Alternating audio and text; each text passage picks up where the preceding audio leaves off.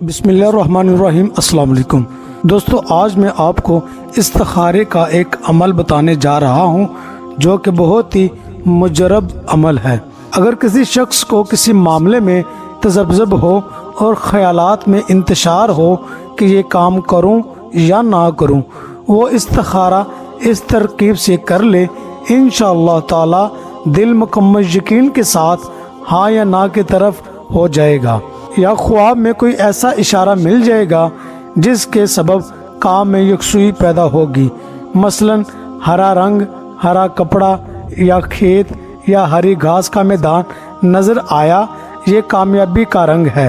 یا خواب میں سیلاب، طوفان یا سخت اندھیرا نظر آیا، یا جنگ ہو رہی ہے یا آگ جل رہی ہے، تو یہ اشارہ ہے یہ کام کرنا صحیح نہیں ہے، اس کام کے کرنے سے نقصان کا اندیشہ ہے۔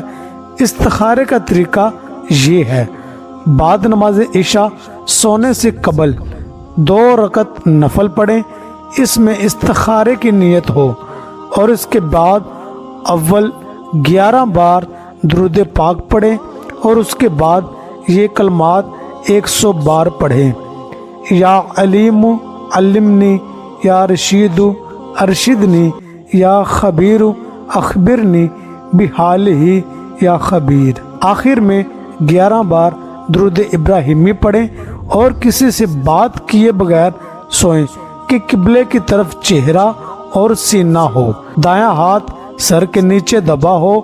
بعد میں نیند کی حالت میں کروٹ لی جائے تو کچھ حرج نہیں ہے۔ یہ عمل 3 یا 7 دن کریں۔ اگر پہلے ہی دن معلوم ہو جائے تو پھر عمل کرنے کی